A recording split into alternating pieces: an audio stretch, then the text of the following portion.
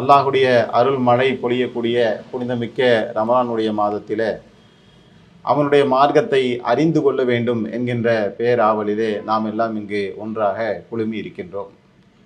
அல்லாஹுவின் பேரன்பு விதி என்கின்ற தலைப்பில் 5 நாட்கள் நாம் தொடர் உரையாக பார்க்க இருக்கின்றோம். அல்லாஹு தாலா தன்னை பற்றி இந்த உலகத்திற்கு சொல்லக்கூடிய நேரத்தில் அளவற்ற அருளாளன், நிகரற்ற பேரன்புடையவன் என்று அல்லாஹு தாலா தன்னை குறித்து வெளிப்படுத்தி காட்டுவதை நாம் பார்க்கிறோம். அப்படின்னா என்ன அர்த்தம்? அல்லாஹுடைய அன்பிற்கு அளவே கிடையாது, லிமிட்டட்லாம் கிடையாது. அன்லிமிட்டடாக அல்லாஹ் என்ன செய்கிறான்?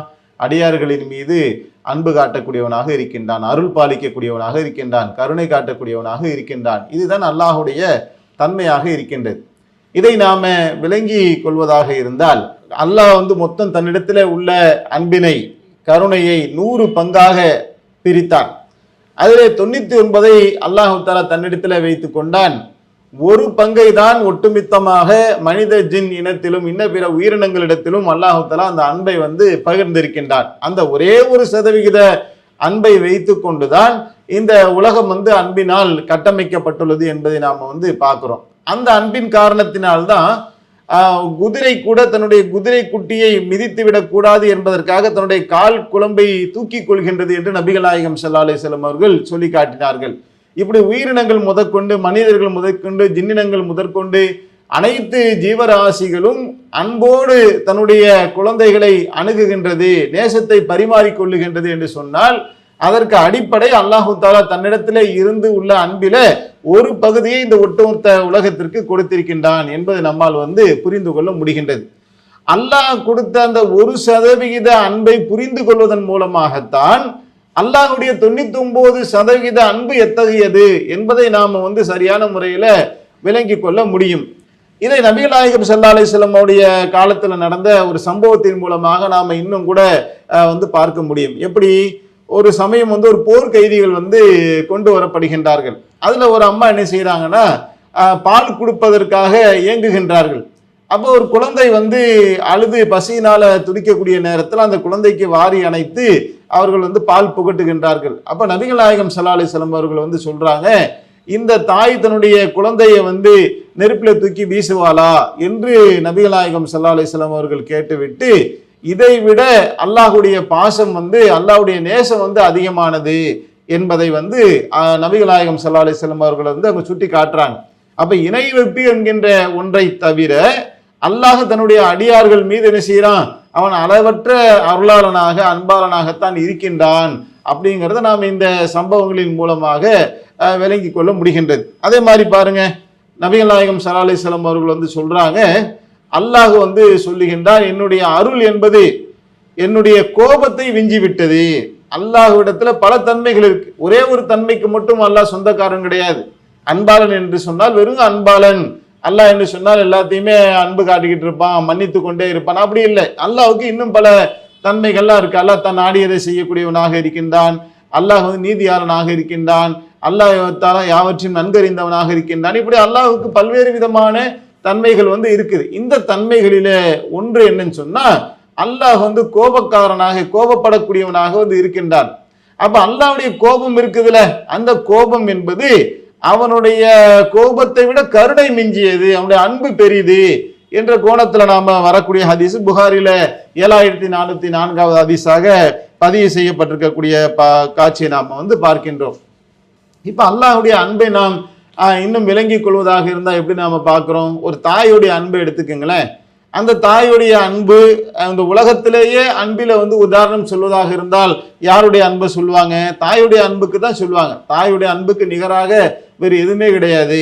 மற்றவங்களுடைய அன்பு, நேசங்கள் எல்லாத்தையும் ஏதாவது ஒரு எதிர்பார்ப்பு இருக்கும். மனைவி இருக்காங்கன்னு சொன்னா அவங்களும் கணவர் மீது அன்பு வைப்பாங்க. ஆனால் அவர்களுக்கு தர வேண்டியது நீங்க ஒரு 4 நாளைக்கு கொடுக்கல அப்படின்னு சொன்னா கொஞ்சம் கொஞ்சமா அந்த பாச நேசம் குறையிறத பார்க்கலாம். மனைவியிடத்துல சம்பாதிக்கும் பொழுது ஒரு நிலைப்பாட்டில் இருப்பாங்க. காசு பணம் இல்லை, வேலை வெட்டி இல்லை அப்படின்னு சொன்னா வீட்டில் ஒரு 10 நாள் நீங்க வேணா இருந்து பாருங்களேன், மனைவியுடைய முகம் நாளுக்கு நாள் முதல்ல அந்த வாழை இலையில போடுவாங்க, அப்புறம் தையலையில போடுவாங்க, அப்புறம் கையலையில போடுவாங்கன்னு சொல்லுவாங்கல்ல. அந்த மாதிரி என்ன செய்வாங்கன்னா அந்த கொஞ்சம் கொஞ்சமா அந்த அன்பு குறைந்து வரக்கூடிய காட்சியை நாம் பார்க்கலாம். அதே மாதிரி அண்ணன் தம்பிங்க சொந்த பந்தங்கள் எல்லாருமே அன்பு காட்டுவாங்க, மாற்று கருத்து இல்லை. ஆனால் அந்த அன்பிற்கு வந்து ஒரு எல்லை இருக்கும்.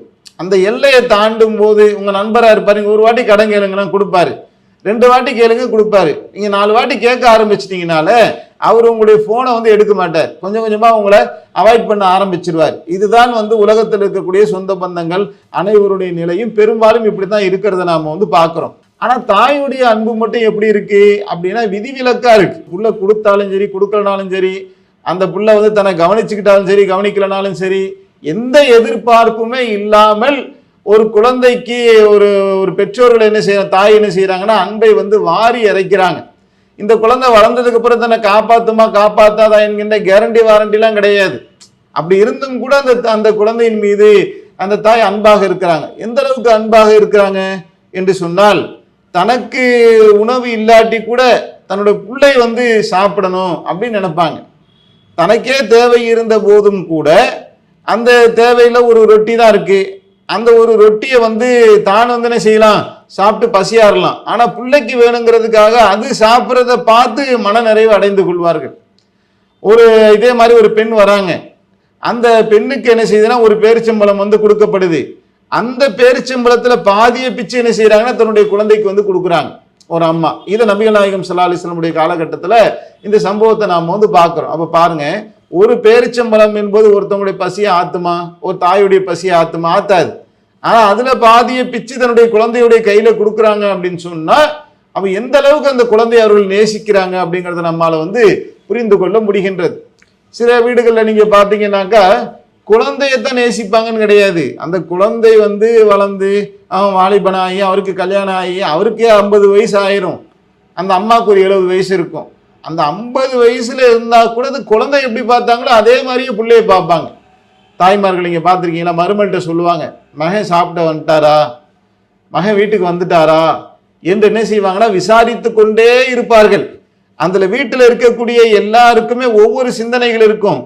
ஆனா அந்த அம்மாவுக்கு ஒரே சிந்தனை தான் இருக்கும், புள்ள எப்படி இருக்காரு, காலைல வீட்டை விட்டு போன புள்ள இன்னும் சாயங்காலமாயி வீட்டுக்கு வரலையே, நைட் ஆயிடுச்சு வீட்டுக்கு வரலையே என்று அந்த பிள்ளையை குறித்து என்ன செய்வாங்க ஏங்கி கொண்டே இருக்கக்கூடிய காட்சியை நாம வந்து பார்க்கலாம். இதெல்லாம் இந்த தாயுடைய அன்புக்குள்ள இருக்கக்கூடிய விஷயங்களாக நம்ம பார்க்கிறோம். அதே மாதிரி வீட்டில் ஏதாவது ஒரு நல்ல பண்டங்கள் செய்துட்டாங்கன்னா, ஒரு கறி குழம்பு ஆக்கிட்டாங்கன்னா அதை மகன் வந்து சாப்பிடலனாக்கா என்ன செய்வாங்கன்னா தனியா ஒரு தட்டில் மூடி போட்டு எடுத்து வச்சிருப்பாங்க. பல வீடுகளில் பிள்ளைங்க அது இதுன்னு சாப்பிட்டாங்கன்னு சொல்லிடுவாங்க மனைவிமார்கள். கணவருக்கு எடுத்து வைக்கணும்னு நினைக்கிறவங்களும் இருப்பாங்க, இல்லாதவங்களும் இருப்பாங்க. ஆனா தாய்மார்கள் என்று நீங்க சொன்னாலே என் பிள்ளை வாயில படணும் என்று அவருக்காக தனியாக மூடு தட்டு போட்டு எடுத்து வச்சு பிள்ளை வந்ததுக்கு அப்புறம் அதை அவரை சாப்பிட பார்த்தாதான் அந்த தாய்க்கு என்ன செய்யும், மனம் வந்து நிறைவடையக்கூடிய காட்சியை நாம் வந்து பார்க்கிறோம்.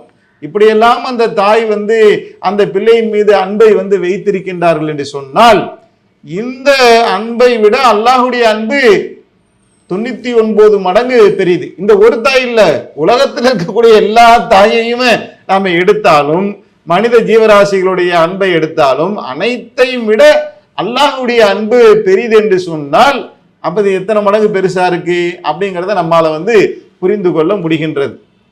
அதுல அந்த தாய்க்கு அவ்வளவு அளப்பெரிய அன்பு வருவதற்கான காரணம் என்ன, நீங்க நல்லா யோசிச்சு பாருங்க. 10 மாதம் அந்த குழந்தையை வந்து சுமக்கிறாங்கல்ல, அதுல எவ்வளவு வேதனைகள் கஷ்டங்கள் துன்பங்களை அந்த தாய் வந்து சுமக்கிறாங்க. ஒரு சந்தர்ப்பத்திலேயாவது ஏண்டா இந்த பிள்ளையை நாம வந்து சுமக்கிறோம் என்று அவர்கள் ஏதாவது திட்டி இருப்பாங்களா, ஏசி இருப்பாங்களா, அதை பாரமாக நினைச்சிருப்பாங்களா? அந்த சுமையவே சுகமா நினைப்பாங்க. அந்த குழந்தையை சுமக்க முடியவில்லையே என்று கவலைப்படுவாங்க. குழந்தை இல்லாட்டி குழந்தையை சுமப்பதை அவர்கள் வந்து ஒரு பெரும் பாக்கியமாக நினைத்து அந்த கருவை சுமக்கின்றார்கள். சுமக்கும் போது அவங்க எப்படியாப்பட்ட சிரமத்தை சந்திக்கிறாங்க.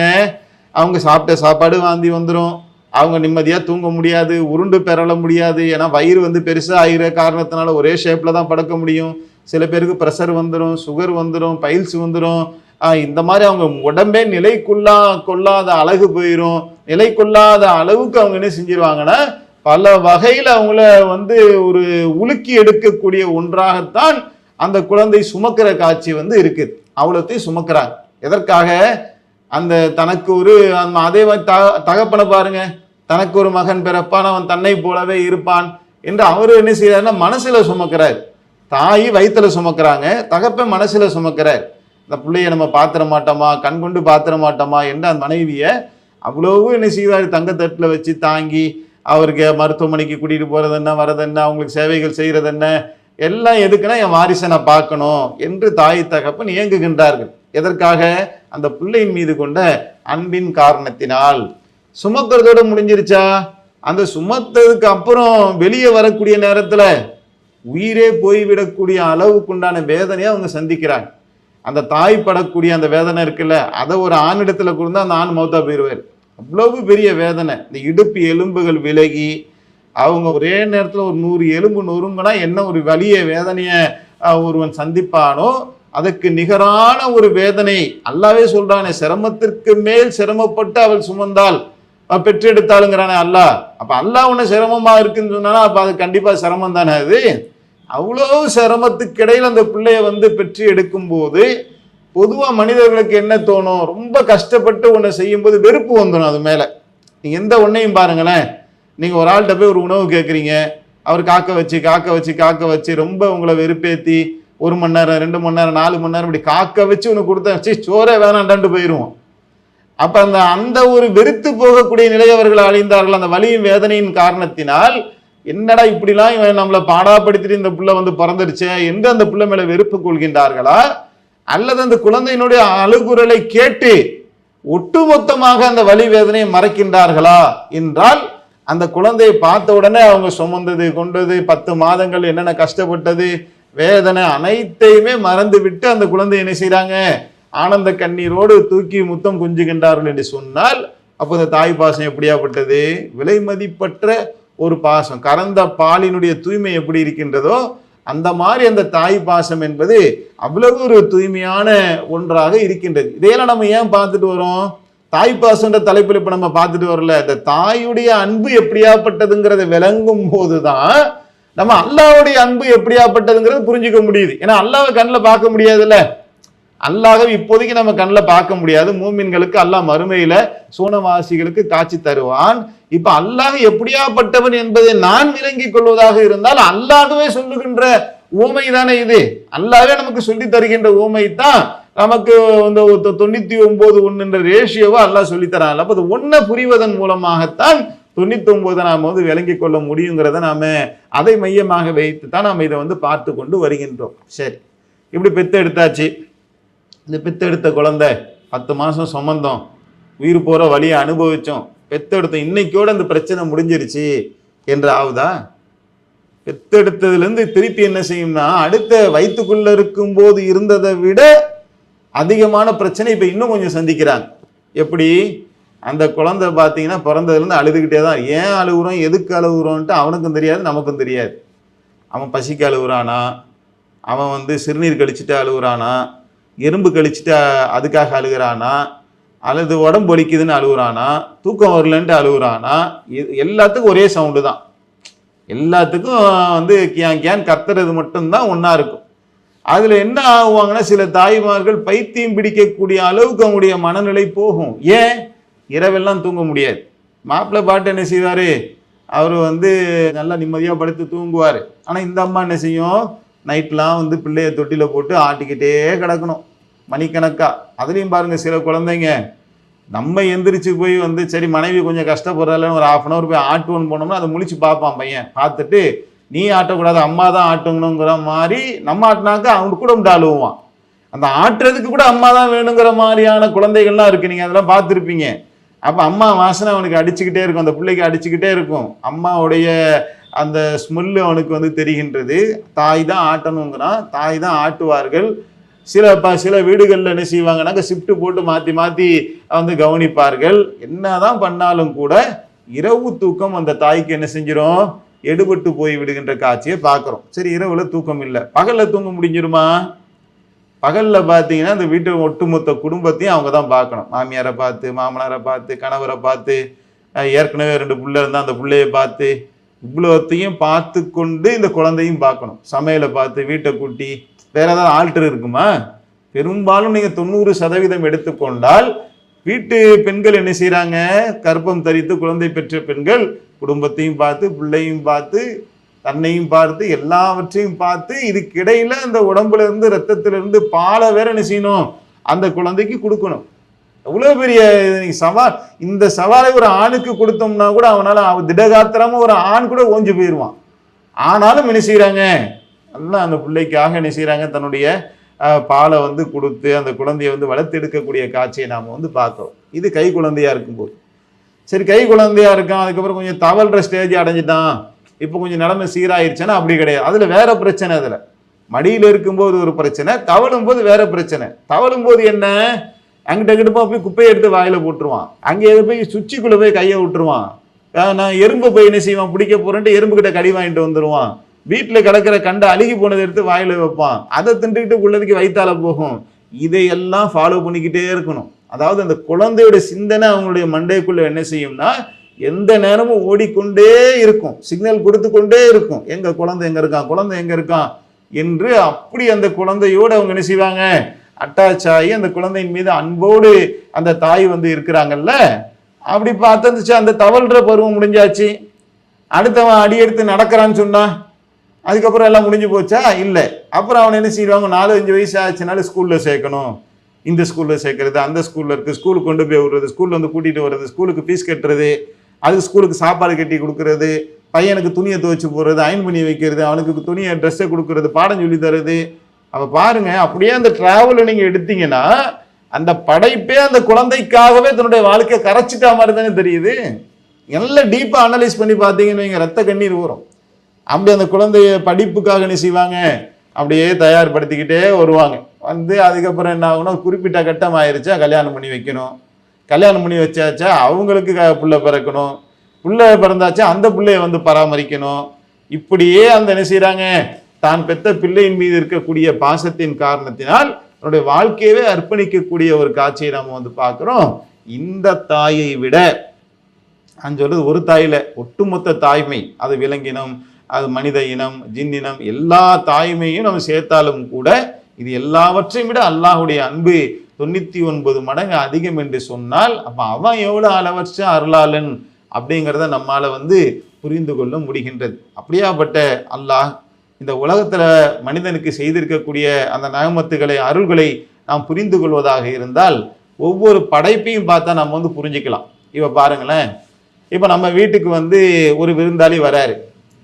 அந்த விருந்தாளி வந்து நம்ம சுமாராக அவனுக்கு ரொம்ப ரொம்ப பழக்கம் இல்லை அப்படின்னாக்கா என்ன செய்வாங்கன்னா, நடைமுறையில் உள்ளதை சொல்றேன், அப்படிதான் செய்யணுங்கிறதுக்காக இல்லை, புரிந்து கொள்வதற்காக செய்யறேன். சரி, யாரோ வந்திருக்கிறாரு அப்படின்னா என்ன செய்வாங்கனாக்கா, ஒரு சோறாக்கி அது ஒரு பொரியலை வச்சு ஒரு சட்னியை வச்சு சாப்பிடுங்கன்னு கொடுத்துருவாங்க.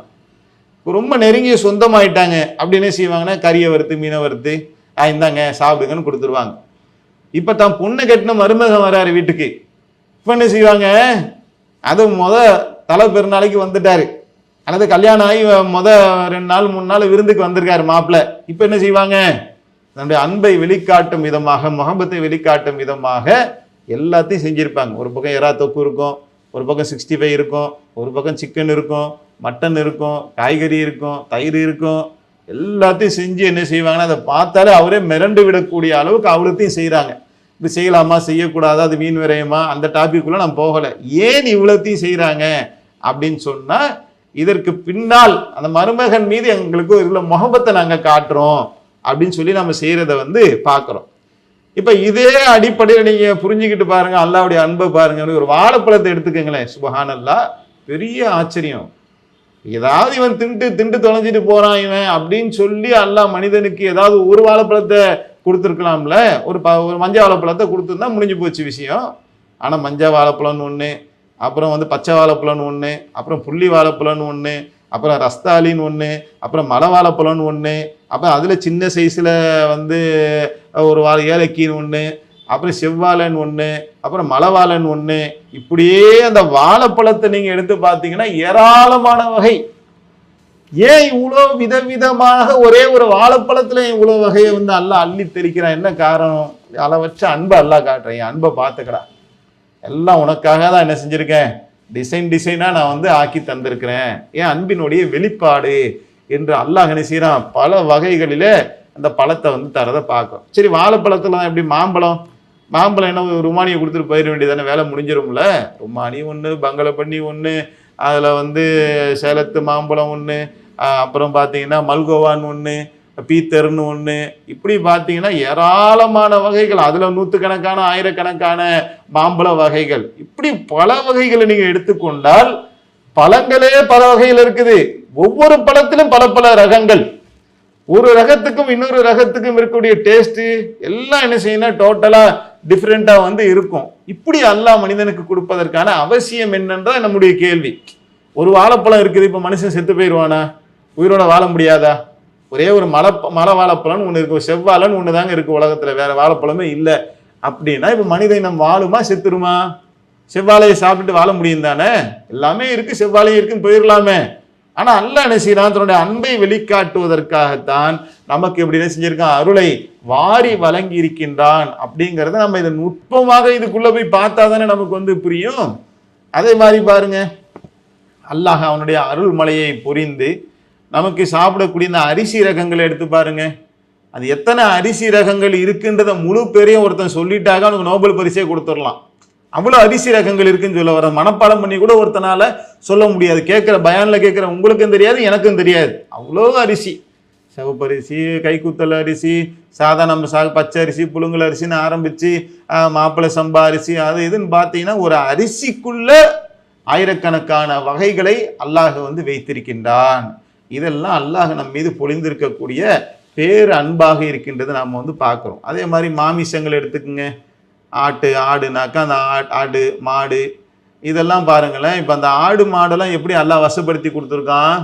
அது நம்மக்கிட்டே இருக்கும், சுற்றி இருக்கும், நம்ம அண்டி இருக்கும். அது நம்ம கூப்பிட்டா வந்துடும், நம்ம படுனா படுத்துக்கும், நம்ம சாப்பாடு கொடுத்தா சாப்பிட்டுக்கும். நம்ம என்ன சொல்ல வரோங்கிறத புரிந்து கொண்டு நம்மோட என்ன செய்யும், டிராவல் பண்ணுற மாதிரி நம்மை சுற்றி இருக்கக்கூடிய வகையில் அல்லாஹ் வந்து ஆக்கியிருக்கான். ஒரு சிங்கம் மாதிரி, புலி மாதிரி, நாய் நரி மாதிரி அல்லாஹ் அந்த மாடை ஆக்கியிருந்தான்னா இப்போ அந்த மாடை நம்ம வளர்க்க முடியுமா? வளர்க்க முடியாது. இப்போ நாய் கடிக்கிற மாதிரி மாடு கடிக்கிற மாதிரி அல்லாஹ் ஆக்கிட்டான்னு வைங்களேன். நீங்கள் மாடை வளர்க்க முடியுமா? நின்றுக்கிட்டே இருக்கும், திடீர்னு கடிச்சதுன்னு வைங்க, நாய் கடிச்சாலே உங்களுக்கு 1/4 கிலோ சதை போயிடுது. இவன் மாட்டுக்கு வந்து நாய்க்கு இருக்க மாதிரியான ஒரு குணாதிசயம் இருந்து அந்த மாடு நம்ம கடிக்கிற மாதிரி எல்லாம் ஆக்கியிருந்தான்னு சொன்னா மாடையே அவனை வளர்க்க மாட்டான். மாடி அது கடிச்சா என்ன ஆகும் அப்படின்ட்டு என்ன செஞ்சிருவான், மாட்டை விட்டு மனுஷன் ஓடிடுவான். அப்போ மாடின் மூலமாக கிடைக்கக்கூடிய பயன்கள் எதுவுமே கிடைக்காம ஆயிரும். அப்போ அல்லாஹ் அதை எப்படி ஆக்கிட்டான்னா சாதுவான பிராணியை ஆக்கி அது மேலே ஏறி நம்ம உட்கார்ந்தாலும் அது பாட்டுக்கு என்ன செய்யும், நம்மளை கூட்டிகிட்டு போகிற மாதிரி ஆக்கி, உழவுக்கு பயன்படுற மாதிரி ஆக்கி, நிலத்துக்கு பயன்படுற மாதிரி ஆக்கி, அது நிலத்துக்கு பயன்படுத நீங்கள் அதை யோசிச்சு பாருங்களேன். சுபஹானல்லாஹ், அல்லாஹ்வுடைய அன்பை நீங்கள் வந்து அதில் கண்கூடாக வந்து பார்க்கலாம். அதில் நம்ம நெல்லை வந்து விளைவிக்கிறோம்ல, நம்மளை எல்லாம் என்ன செய்யறானாக்கா அரிசியை திங்கிற மாதிரி ஆக்கிட்டான். நீ வந்து அரிசியை வச்சு தின்னுக்க. அப்ப நீ அந்த மாட்டுக்கு என்ன செய்ய, அது மீடி இருக்கிற உமி அதை எடுத்து போட்டுக்க, வக்கியோலை எடுத்து காஞ்சி போச்சுல அதை எடுத்து நீ போட, அது தின்னும். அந்த வக்கியோலை தின்னுட்டு அது நம்மளோட ஸ்ட்ராங்கா இருக்கு, மாடு மாதிரி இருக்கான்னு சொல்லுவாங்களேங்க. அதுக்கு நல்ல புஷ்டியா கறிகிரியெல்லாம் நான் கேட்கிறேன். அரிசியை திங்கிற நமக்கு தானே உடம்பு ஸ்ட்ராங்கா இருக்கணும். ஆனா வக்கியோலை திங்கிற மாடு என்ன செய்யுது, அவ்வளவு நம்மளோட புஷ்டியா இருக்கு. வக்கியோலை தின்னுட்டு அது பால் கறக்குது. நீங்க வக்கியோல நீங்க என்னதான் இருந்தாலும் கொழுப்பு சத்து இருக்குமா? இருக்கவே இருக்க. வக்கியோல நீங்க எவ்வளவுதான் நீங்க புளிஞ்சி எடுங்க, காஞ்சி போன அந்த வக்கியோல கொழுப்பு சத்து இருக்குதா? உலகத்துல எந்த லேபுக்கு வேணாலும் நீங்க கொடுத்து டெஸ்ட் பண்ணி பாருங்க, அது கொழுப்பு சத்தே இருக்காது. ஆனால் அந்த வக்கியோலை திண்டு விட்டு அது கொழுப்பு சத்து உள்ள பாலை நமக்கு என்ன செய்யுது, கொடுக்குது. ஒரு கட்டத்துல கறி என்ன செய்யுது, அது இருக்கு வாழும்போது பாலை கொடுக்குது, சாகும்போது என்ன செய்யுது, கறியை கொடுக்குது. ரெண்டுமே கொழுப்பு சத்து, புரோட்டீன் மிகுந்த கொழுப்பு சத்து மிகுந்த உணவுகளை நமக்கு வாரி வழங்குகின்றது என்று சொன்னால் இதெல்லாம் அல்லாஹ்வுடைய செட்டப். சரி, அந்த மாடை வந்து வளர்க்குறோம், அது என்ன செய்யுது, சாணத்தை போடுதா, அந்த சாணத்தை எடுத்து மண்ணுக்கு போட்டுரு, மண்ணுக்கு அது உரம். அப்ப பாருங்க, அந்த சுழற்சி முறையில அந்த மண்ணு, மாடு, மனுஷன், அந்த மூணிலையும் அந்த மாடுங்கிறதை முழுமையாக நமக்கு பயன் தரக்கூடியதாக ஆக்கிட்டான். அது நிலத்துல உள்ற மாதிரியும் ஆக்கிட்டான். அது திண்டாலும் நமக்கு உண்ட. இப்ப மாடுலாம் அரிசி நீங்க சோத்தை அவிச்சு மீனான ஊத்தி கொடுத்தாதான் மாடு திங்கும் அப்படின்னா எவனாவது மாடு வளர்ப்பானா? எத்தனை குக்கர்ல நீங்க சோறா வைக்கீங்க, டபராவா ஆக்கி அதுக்கு வந்து நீங்க மீனானத்தையும் கறியும் பொரியலையும் வச்சு அப்பளத்தெல்லாம் பொரிச்சு முட்டை பொரிச்சு கொடுத்தாதான் அந்த மாடு சாப்பிடும் அப்படின்னு சொன்னா, விவசாயத்துக்கு மனுஷனால் மாடை பயன்படுத்த முடியுமா? நீ அவ்வளோலாம் சிரமப்பட வேண்டாம்ப்பா. நீ எதை சாப்பிட்ற, நீ வாழைப்பழம் இருக்கா, நீ பழத்தை நீ சாப்பிட்டுக்க, தோலை அதுக்கு தூக்கி போட அது சாப்பிட்டுக்க, அது நல்லா இருந்துக்கும். அது நீ பலாப்பழம் திங்கிறியா, பலாப்பழத்தை நீ தின்னு, அந்த பலாப்பழத்தை வேஸ்ட்டாக அவ்வளோ தூக்கி போட அது சாப்பிட்டுக்கும். இப்படி அல்லாஹ் என்ன செஞ்சுட்டான், நம்மை சுற்றி இருக்கக்கூடிய ஒவ்வொன்றையுமே நீங்கள் பார்த்தீங்கன்னு சொன்னால் ஆச்சரியத்துடைய உச்சிக்கே வந்து போயிடுவோம். அதே மாதிரி கருவறையில் பாருங்க, வயிற்றுக்குள்ளே இருக்கக்கூடிய நிலையில் நாம் வந்து கருவறைக்குள்ளே உட்காந்துக்கிட்டு கிடக்கிறோம். இப்போ நமக்கு உணவளிக்கிறது யாரு? அம்மா சாப்பிட்றாங்கப்பா. அந்த சாப்பாடு நமக்கு எப்படி வந்துச்சு? நமக்கு அங்கே உள்ள வாய் இருந்துச்சா, பல்லு முளைச்சிருந்துச்சா, மெண்டு எதையாவது திங்க முடியுமா? அந்த இருட்டு அறைக்குள்ள ஒன்றுக்கும் மேல் ஒன்று 3 அறைகளுக்குள்ள ஒரு இருட்டுக்குள்ள நம்ம உட்காந்து கிடக்கிறோம். அங்கே நம்மளை வாழ வச்சவன் யாரு? அல்லாஹ் தானே வாழ வைக்கிறான். அங்கே அவனுக்கு லங்ஸு கூட ஒர்க் பண்ணாதுங்க.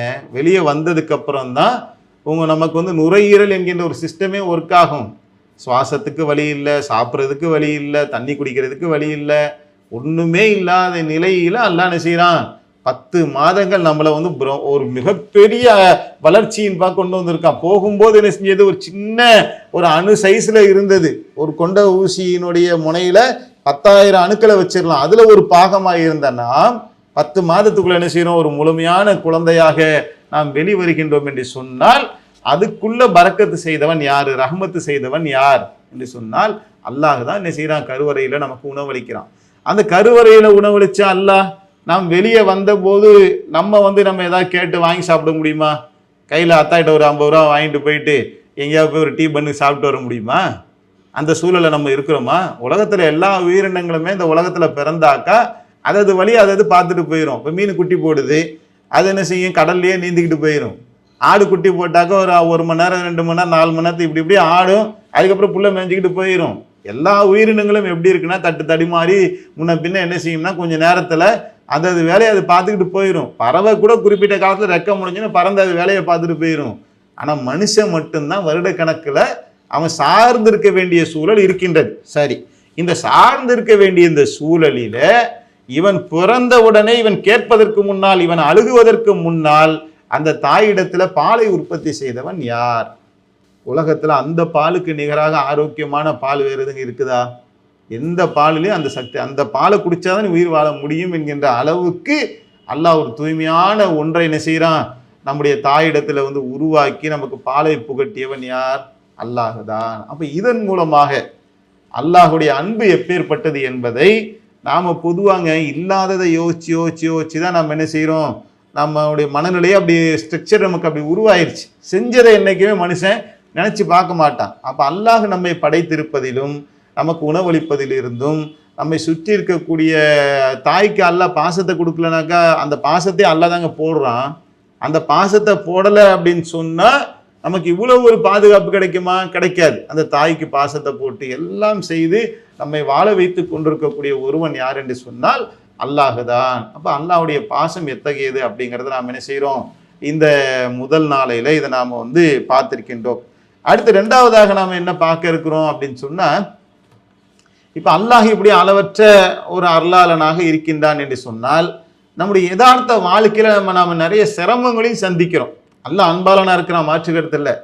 ஆனால் நம்முடைய வாழ்க்கையில், நடைமுறை வாழ்க்கையில் நிறைய சிரமங்களை, கஷ்டங்களை, துன்பங்களை நாம் சந்திக்கிறோம். இந்த துன்பங்கள் ஏன் நமக்கு வருகின்றது? அல்லாஹ் அளவற்ற அருளாளன் என்று சொன்னால் நாம் ஏன் கஷ்டப்பட்டு கொண்டு இருக்கிறோம் அப்படிங்கிற இந்த ஒரு கேள்வியோட இந்த முதல் நாள் உரை நிறைவு செய்கின்றோம். இதை தொடர்ச்சியை நாம் இன்ஷா அல்லாஹ் நாளை தினம் பார்க்க இருக்கிறோம். அஸ்ஸலாமு அலைக்கும் வரஹ்மத்துல்லாஹி.